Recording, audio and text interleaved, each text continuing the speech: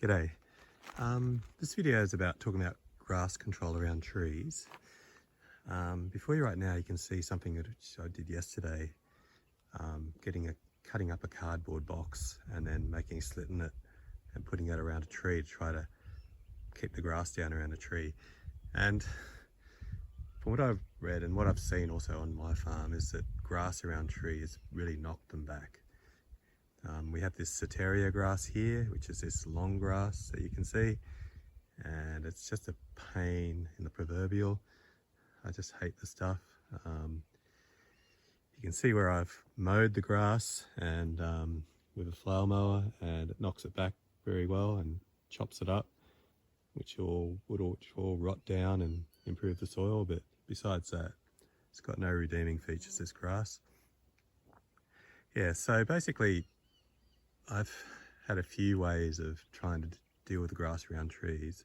First of all, I would cut the grass around the trees with a brush cutter.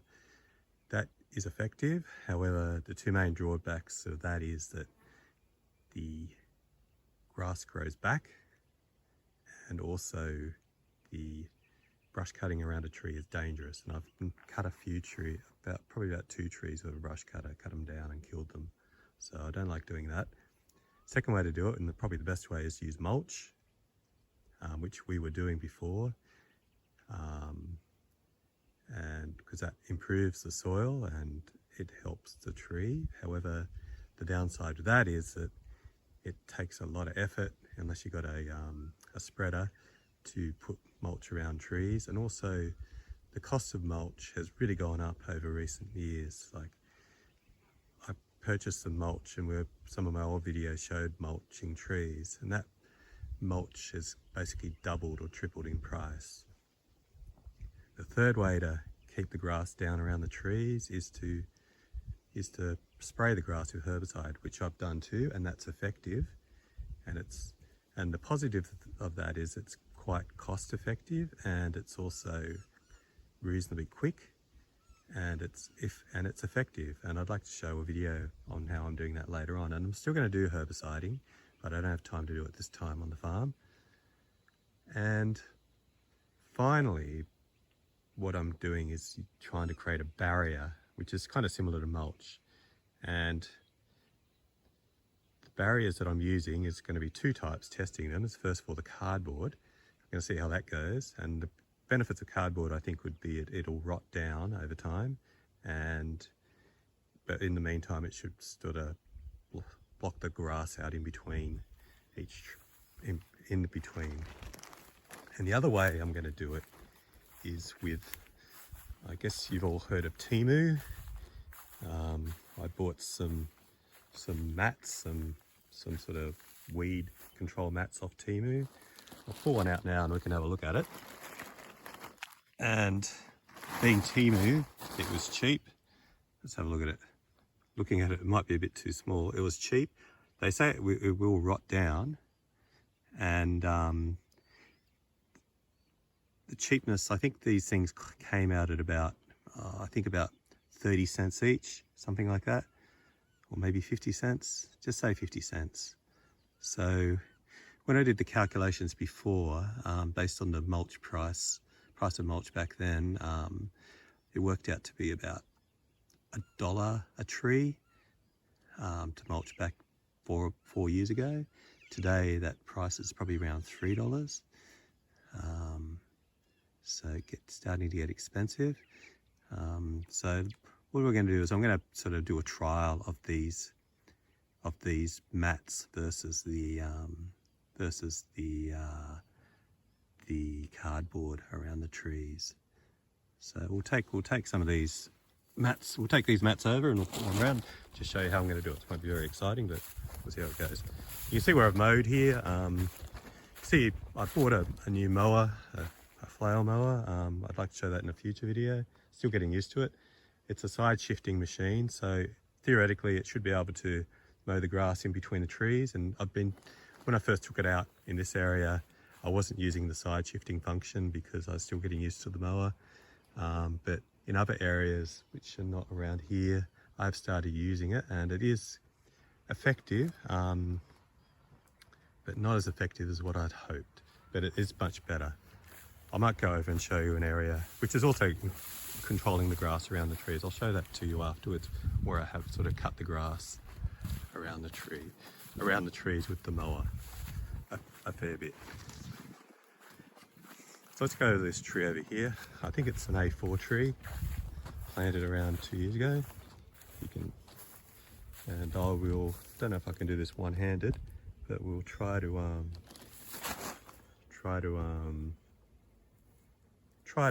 put the mat around the tree.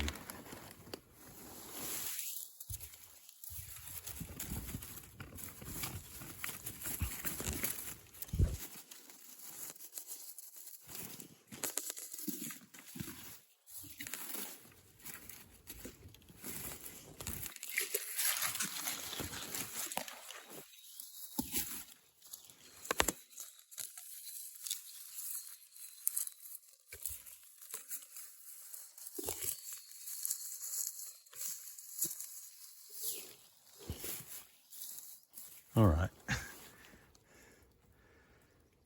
Based on that, I don't think it's going to do much.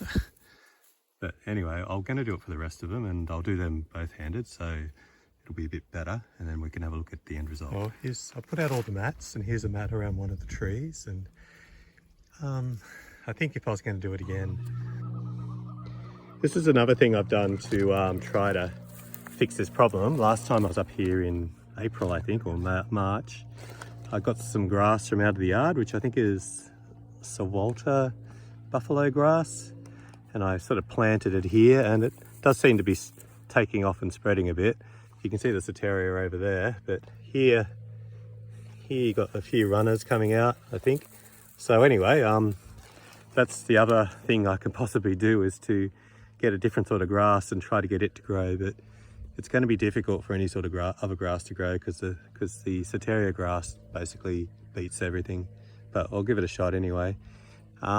Yeah, so how about we just finally, we'll go over to where I have used the flail mower of its side shifting, and I'll have a look at that, and then I'll actually show you the mower itself. In these two rows, or these rows here, where the grass down the middle has been, it's still there, there's still like a mohawk strip going along there, and yeah, but generally it's been cut back a fair way. Yeah, and you can see some of the trees here, they haven't really done much in like maybe 4 years, and it's really disappointing. And like, it's really my fault, I think, more than anything else. Like, I have young trees need a lot of care and attention, and I haven't given it to them. But that's the way it is, because I need to work in the city, and yeah, it's hard, but I guess as long as they're still alive, there's hope. And like one tree down there has done nothing. It got knocked back, I think, and then it just popped up. But the one next to it's doing okay. Yeah, so I'm hoping with this flail mower, with this flail mower it does help. So how about we go over and have a look at it now, and I'm not going to take it out now, I don't have time, but yeah, next time I'm up, I'll try to take a video of it in action. So it's quite a good machine. Here's the mower here. It's branded Vigolio, I think, so it's an Italian branded machine, and my tractor, I think, puts out about 42 or something like that horsepower at the PTO. This mower is a TK2, and it's rated for tractors from about 40 horsepower to up to about 80 horsepower.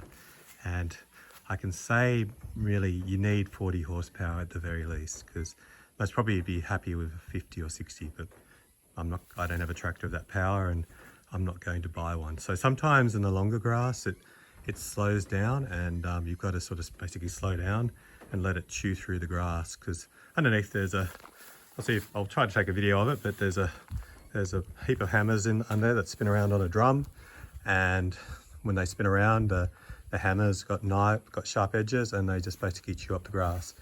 And you can see the side shifting function there. You can see the rod there, and over here is the cylinder, and I think roughly it extends about 40 centimeters out. So right now I've manually offset it using the 3-point. It's coming out about roughly about maybe 50 centimeters, 40 to 50 centimeters. So I think at the maximum it gets a bit under a meter out, and probably that's not enough. It would have been better to get a machine that could extend more out, like over a meter out. But when I looked at it, a mower that can do that much, that can extend that much, they normally are on they're normally much bigger mowers, needing a bigger tractor than what I have. And so it was, or they are much more expensive. Like this thing cost a bit under $8,000, and I think it's worth it. But these other mowers, you could be looking like $12,000, $15,000, $20,000, and I cannot spend that much money on a mower. Full stop. And anyway, so that's it. They're the different ways I'm trying to get the Soteria grass under control. It's a terrible grass. I believe it comes from Africa, and it's a curse. Nobody likes it. I don't know why it's here. It's a big mystery how it just turned up, but it's here to stay, because honestly, what can out-compete it? Nothing much. It's over here. You can see where I tested out the flower mower. You can see the grass, how it does do a great cut. You can see this is sort of Paspalum and Soteria, and you can see the before and the after there. And I'm super impressed by it. It's a great machine. I'm going to clean up this area one day when I'm up here for longer, and anyway, that's it. So I hope you found this a bit informative. I think with those Temu sort of tree grass mats, we'll see how they go. I think if I buy them again, I'll get the bigger one. Definitely get the bigger one, and I'll have to work it out, like we'll see how they go basically, and I'll post another video in the future and show you how they're going.